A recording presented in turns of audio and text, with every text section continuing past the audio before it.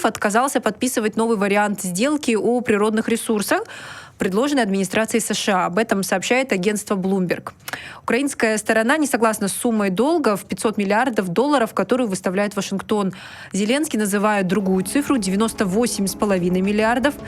Именно в таком объеме была оказана помощь со стороны Соединенных Штатов. Причем средства выделялись в виде грантов, и никогда не шла речь о том, что эти деньги дают в долг. Впервые эту мысль озвучил именно Дональд Трамп. Нам война стоила 320 миллиардов. 120 миллиардов – это мы, народ Украины, налогоплательщики. 200 миллиардов – Соединенные Штаты Америки и Европейский Союз. Мы говорим об оружии. Это пакет оружия 320 миллиардов. Всего отдельно США дали нам 67 миллиардов на оружие и 31,5 миллиард прямой финансовой помощи в бюджет. Но нельзя считать, что вот это все стоило 500 миллиардов и требовать вернуть их минералами или чем-то еще. Это несерьезный разговор. Ну и после выступления Зеленского Рейтер сообщил об угрозе отключения украинских военных от Старлинка, от этого спутникового интернета, которым занимается компания Маска.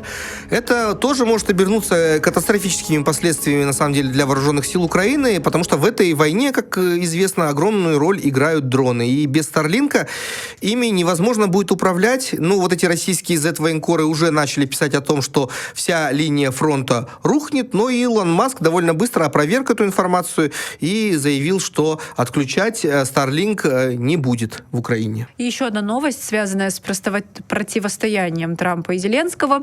Последний заявил, что готов отказаться от поста президента Украины.